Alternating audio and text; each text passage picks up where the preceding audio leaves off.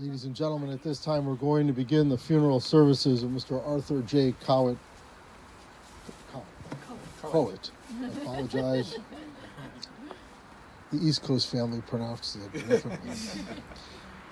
Just as a reminder, please be sure your cell phones have been turned off, and we welcome those of you who are online. We're going to begin the sacred ceremony by tearing the kriya, the rending of the cloth. And by way of introduction, I'm just a family friend, not clergy. In the days of old, and when Jacob heard that Joseph died, he tore his clothes. It was an outward sign of mourning.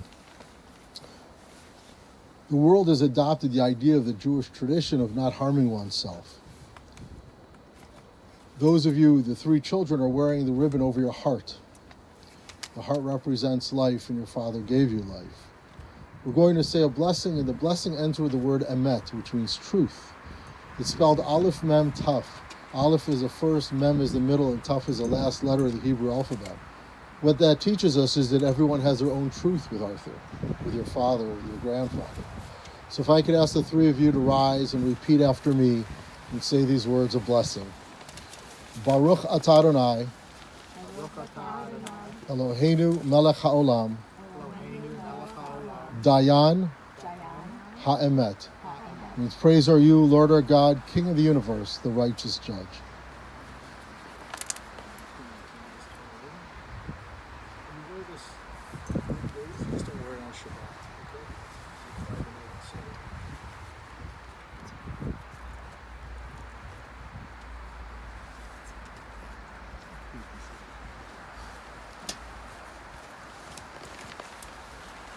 We begin with the 23rd Psalm. If you open up your pamphlets, the Lord is my shepherd, I shall not want. He maketh me to lie down in green pastures. He leadeth me beside the still waters. He restoreth my soul. He leadeth me in paths of righteousness for his name's sake. Yea, though I walk through the valley of the shadow of death, I will fear no evil, for thou art with me.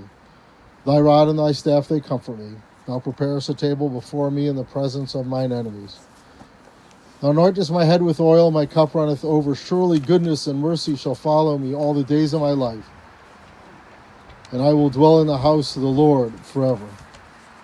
We read from the High Holiday Liturgy, birth is a beginning and death a destination.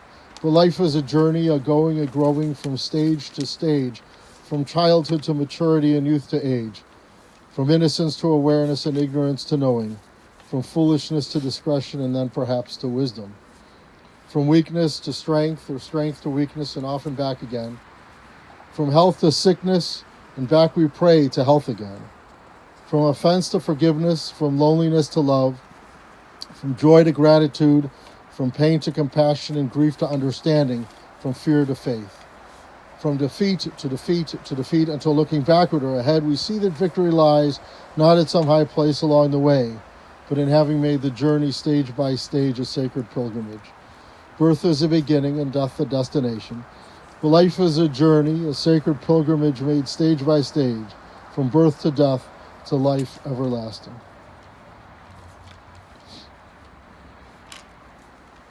Adonai natan v'Adonai lakach.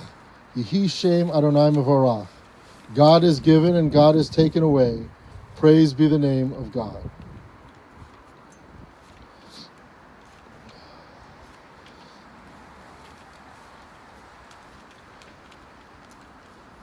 Baruch atah Adonai, Eloheinu melech haolam, asher yatzar etchem b'tzalmo, v'zan v'chelkel etchem b'tuvo, v'emit etchem b'adin, v'nata b'tochechem chayei olam.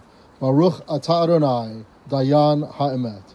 We praise you, Adonai, our God, ruler of the universe, who forms us in the divine image, who nourishes and sustains us in your goodness, who causes all of us to die, and who implants immortal life in us.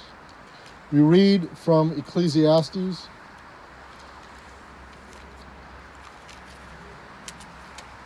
For everything there is a season, a time for every experience under heaven. A time to be born and a time to die, a time to plant and a time to uproot what is planted, a time to tear down and a time to build up, A time to cry and a time to laugh, a time to grieve and a time to dance, a time to throw stones and a time to gather stones, a time to embrace, a time to refrain from embracing, a time to seek and a time to lose, a time to keep and a time to discard, a time to tear and a time to sow, a time to keep silent and a time to speak. And it's at this time we invite the family members to speak about their beloved Arthur.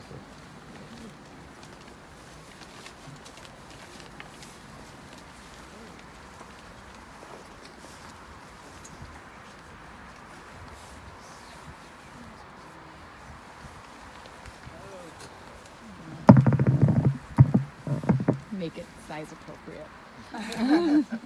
Okay, my dad was not a quitter. His entire life was a testament to his tenacity, intelligence, and strong work ethic. Even in the end, after my mom was gone and the structure of his life was greatly altered, he adapted. He was happy to eat on his own schedule, not have to do anything.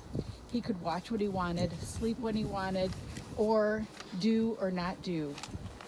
No one bothered him. He could finally just be. Even when his life was seemingly devoid of the full and active life he had once had, he persisted. It was perhaps what he waited his whole entire life for: chocolate cake, the Wizard of Oz, and a good nap. For the past 6 years, my father and I enjoyed, well, he tolerated, a much closer relationship than we had had throughout my whole entire life. Our relationship prior to that was complex, as many parent-child relationships are. But these last years, I felt honored to be able to provide him with a loving environment for this final phase. I couldn't have done it without infrastructure of several amazing families. Christy, Maria, Cecilia, Bob, Howard, AC, CJ, all cared for my dad like he was their own father. They were always thinking about how to make his life better, more enjoyable, and peaceful. The loving kindness that they showed to my dad helped him have a tranquil final chapter filled with love, and this was a true gift. My family, Andy, Julia, Jenna, Fisher, you really showed up for my dad, and it was a long time, and you guys really provided him a great amount of joy. Holly and Harlan, thank you for being partners in the care for my dad. We all had our jobs to do, and job well done. And then Penny, Maya, and Jason, you guys loved Gagi like, nobody else, and provided him with a lot of entertainment and love and caring. Thanks.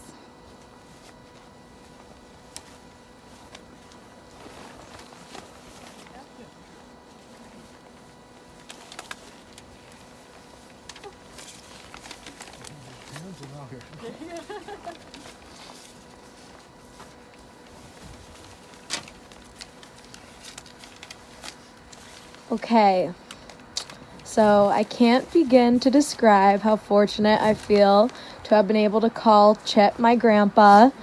I don't know how I got so lucky to have had such a goofy, kind, caring, very patient man like him in my 23 years. We had the most special bond. I'll always remember Chip as the man who laughed a lot and loved his grandkids more than anything. I gave him the nickname Chip, named after the teacup from Beauty and the Beast, because the rest of my cousins and brother already had a name for him, and I felt like me and him needed something special.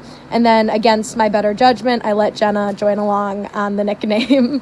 And it stuck for 20 whatever so years. I've called him Chip, and it's always been a really special sentiment to who he is and the relationships that I feel like he formed with all of us. He was a Gagi, he was a Baki, he was a Chip, he was everyone's doll and just own little play toy, and just the most loving grandpa. And I guess this is me speaking to Chip. You will always be my Chip, the grandpa who did whatever it took to put a smile on my face, whether that be letting me pull out your chest and nose hairs with tweezers, or feed you milk out of a baby bottle while my dad swaddled you in a blanket. pinch your cheeks like you were my little doll, or just let me lay my head on your big belly while you scratched my back and told me that this was the life because you had a beautiful girl next to you. So I love you so much, and I'm going to miss you more than you know. Thank you for showing me just how far a grandparent's love can stretch. There are so many things about me that I get from you. My love for sweets, that's about you're a really good guy and really kind, and there's just many things that I'm going to cherish that are parts of myself forever that will always remind me of the incredible man I got to and will always get to call my grandpa. So I love you, Chippy, and we all love you.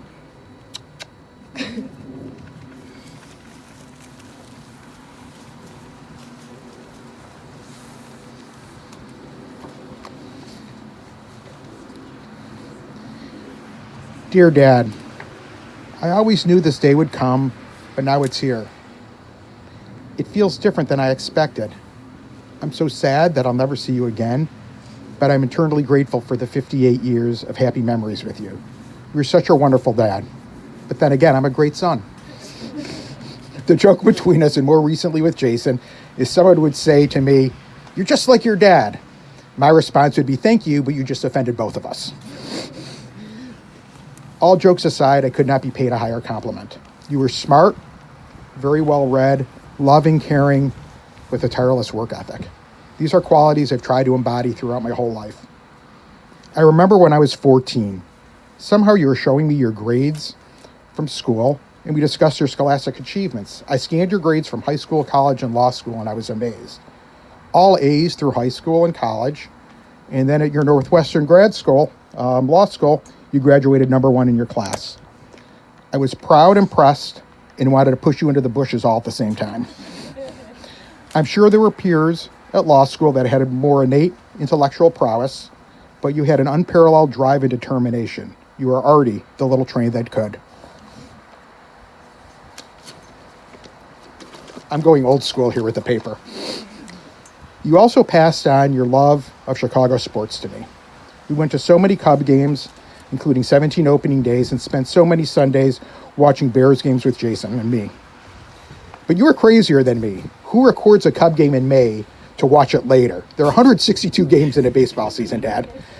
Then, whenever someone went up to you, you would say, don't tell me the score of the game. Don't tell me the score of the game. Boy, you were a character. While we shared our love for Chicago sports, watching and to go into games were just a reason to be with each other. We really just enjoyed each other's company. So many hours talking about sports, politics, or what books we were reading. I will always cherish these memories. While there are a lot of similarities between you and me, there's one large difference. I had a devilish side like Mom, who was my partner in crime and tried to drive you crazy. Now, this aspect of our relationship was somewhat misunderstood. I was never trying to get you mad. I was trying to make you laugh. And whether I was imitating you, looking at the Visa bill, pulling the hairs on your chest, or laughing when you bit your cheek eating, you would somehow get irritated and I would laugh. And I would relentlessly continue until I finally got you to laugh as well. And lucky for you, for the past 30 years, you've been under the protection of the kind one, Penny. She always came to your defense.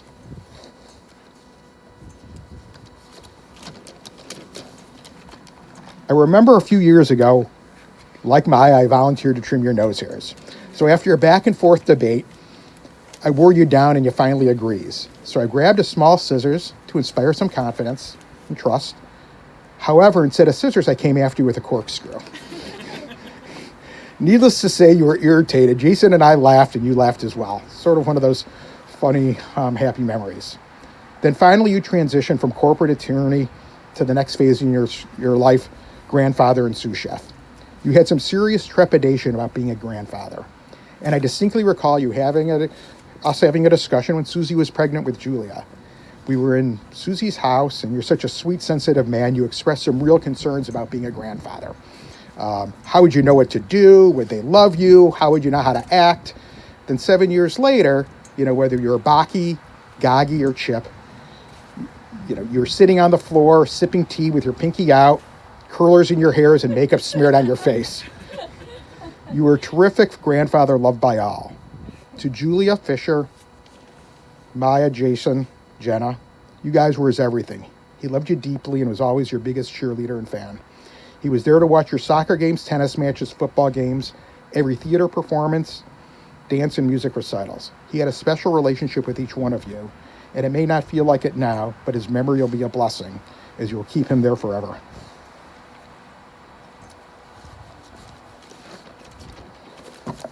Before I close, I would be remiss without saying, if I didn't mention a few words about Penny.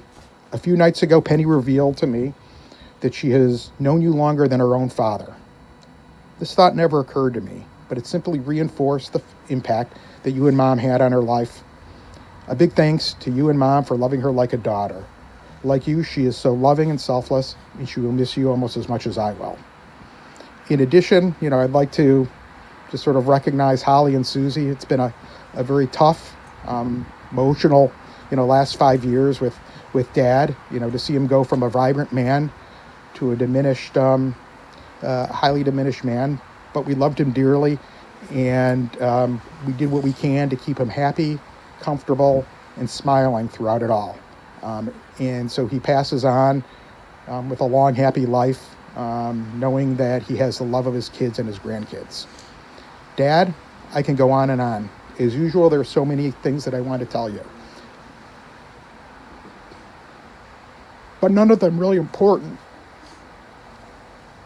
You leave this world with no words left unsaid between us, no regrets, just grateful for all the happy times we shared.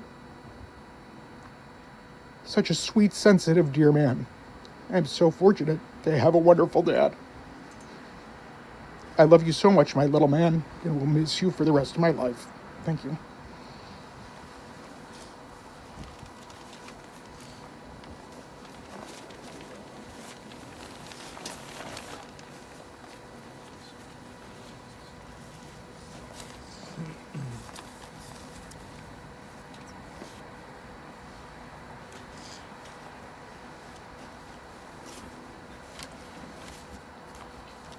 Before I talk about Dad, I just want to thank Harlan and Penny, Susan and Andy for taking such good care of him this past 6 years. They did absolutely everything they could to give him a wonderful life. A special thanks to Susie, who managed every aspect of his care with creativity, excellence, and hard work. She was always bringing him a bird feeder, taking him to a concert at Northwestern, hunting down a lost hearing aid, and many less pleasant tasks. I am forever in her debt, and Harlan's too. Dad was a beloved presence in so many lives. He was warm, smart, and funny. He made an impression. When I brought home my old roommate, Lisanne, she said, "He's the only man I've ever met who's shorter and more sensitive than I am." He met Mom at University of Wisconsin, where he was making an inventory of every cute Jewish girl under 5'2". She turned into the other half of their comedy team. He used to say, "Your mother's driving me crazy," when she turned up the thermostat when he wasn't looking, or said she was ready to leave when she wasn't, or when she secretly sold his leisure suits at the garage sale. They were extremely well matched. She was the cruise director, the matriarch, his best friend and combatant. At the end of her life, Mom told me the thing she was most proud of was being married to Dad. And Dad told me he didn't remember them ever fighting. Pause for laughter here. Dad was lucky to have work that he loved, and a highlight of his work was his luncheon group, a bunch of martini-swilling lawyers. One day in 1988, his secretary called the restaurant they ate at every day and asked for his friend Ray Greenblatt. She said, "Can you gently break the news to Mr. Kowitt that there was a fire at his house?" Ray hung up and shouted, "Kowitt, your house is on fire." He loved his grandkids. He was always quoting funny things they said, like when 5-year-old Fisher said, grandmother's pretty and Baki's handsome too. Or when Jason said it goke instead of it broke.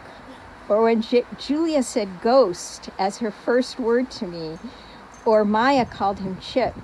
We were always finding him doing some ridiculous thing and saying, "Why are you lying on the floor sucking your thumb?" And he'd say, "Because Jenna asked me to." And we'd say, "But she's 4. Notice how certain themes keep coming up here. He taught me how to play horse in basketball, how to write an English paper, how to make a joke at your own expense, how to draw someone out in conversation, how to swing dance, how to drive. We all know how well that turned out.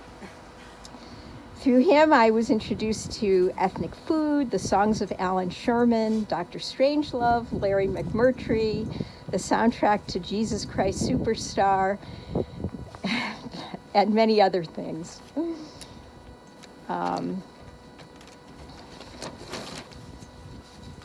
I loved asking him funny questions and seeing what he'd say. Once we saw Prince, the rock star, wearing a sequin crop top and dancing lewdly on TV. I asked him, if Prince converted to Judaism and went to law school, could you accept him as a son-in-law? He thought a minute and asked, what law school? Dad always remained old school. He never learned how to type or use a computer. He disliked new musicals, saying, "I like to walk out of a show singing the tune." He ate sweet rolls, wore Old Spice aftershave, and complained about women drivers. He sent me hard copies of Wall Street Journal editorials and was always astounded when they failed to convert me. He believed it was morning in America again. He worried about my being single and living in a New York tenement apartment where drunk guys urinated on my window. He took a second job, a full-time, non-paying one, as a New York tenant lawyer, with one client, me. He once called the Ukrainian bar next door to my apartment to see if someone there could go check on me because my phone suddenly died while I was talking to them. But later, when I briefly considered moving back to Chicago, he said he didn't think I should because I loved it there so much. In the past 5 years, he turned more inward and nonverbal, and I struggled to find ways to engage with him. Finally, we found a common language, Jewish fraternity drinking songs of the 1950s. He might not remember what he had for breakfast that day or who was president, but he knew all the words to "Glorious, glorious, one keg of beer for the 4 of us." He had such a big heart, and there was so much love in it. It had to endure 2 heart attacks, a pacemaker, and some upsetting Marshall Fields bills. The last week of his life, it was still working hard, beating away after we were sure he'd taken his last breaths. As Susie said, he's not a quitter. I make my living as a writer, and I still don't have words to describe how much I loved him. Goodbye, Dad.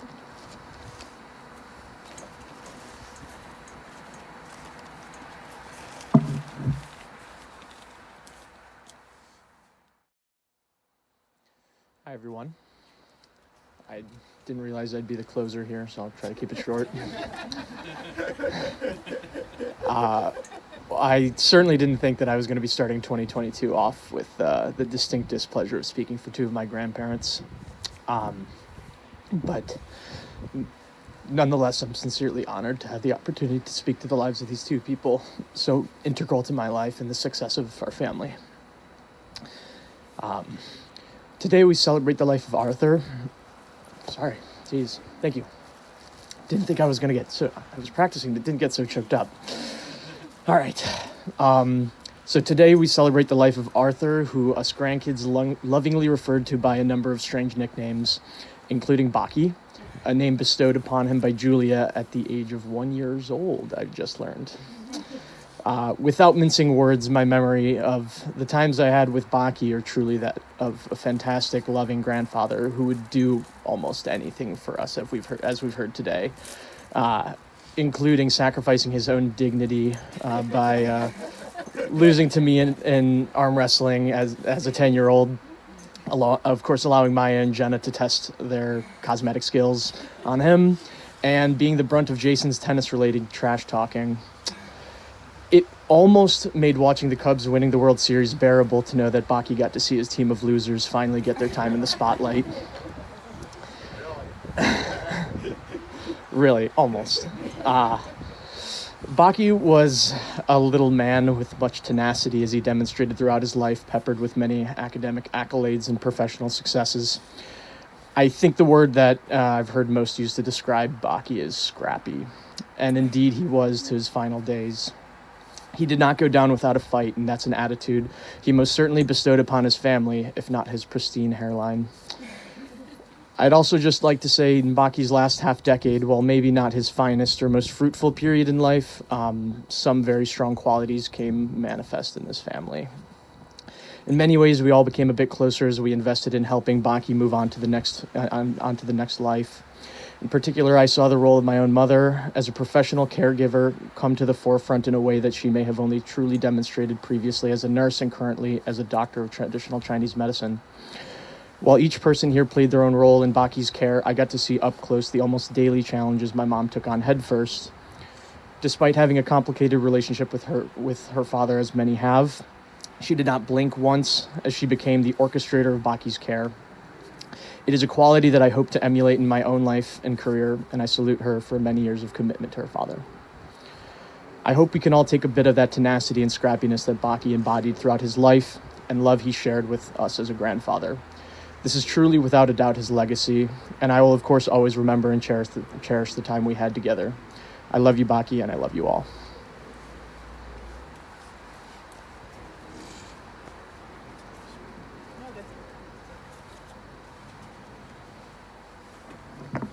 Before we conclude the service, I must say those were just all beautiful, beautiful words.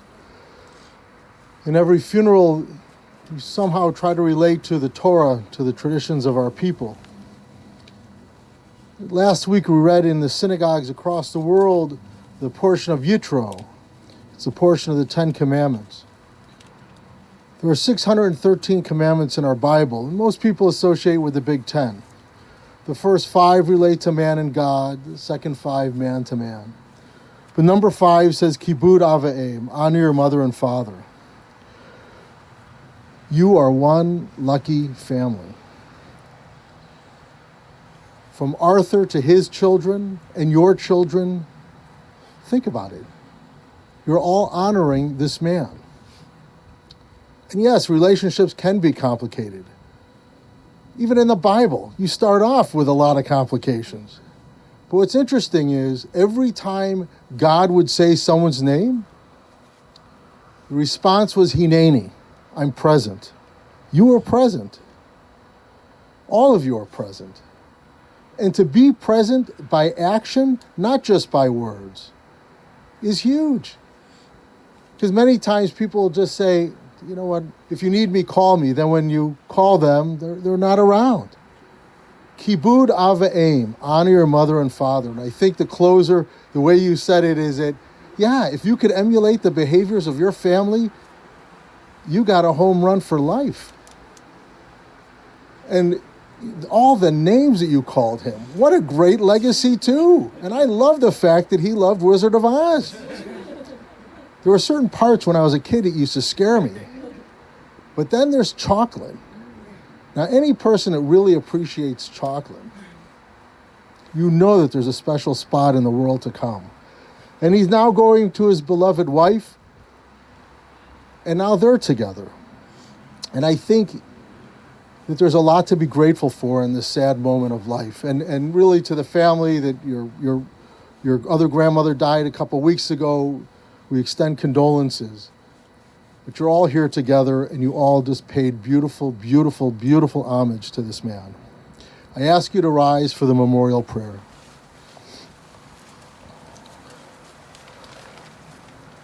El Malay Rachamim Shochen Bamromim, Hamtzei Menucha Nechona Tachat Kanfei Ashchina, Im Keroshim Etorim Kezor Haraki Amazirim, Et Nishmat Avraham Ben Herschel, Shalach Leolamo, Baal Harachamim Yasirehu, Beseter Kanafav Leolamim, V'itzror B'itzror Chaim Et Nishmato, Adonai Hu Nachalato, V'yanuach B'shalom Al Mishkavo, V'nomar Amen.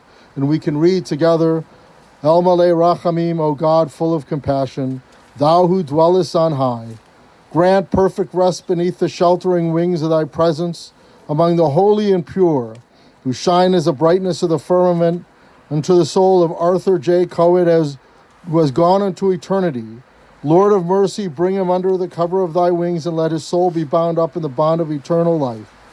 Be God's possession, may his repose be peace, as we all say, Amen. Ladies and gentlemen, it is a little cold out here. What we're going to do is the mourner's Kaddish. Then we're going to ask the gentleman from the cemetery to lower Arthur's casket. You could place earth into the grave.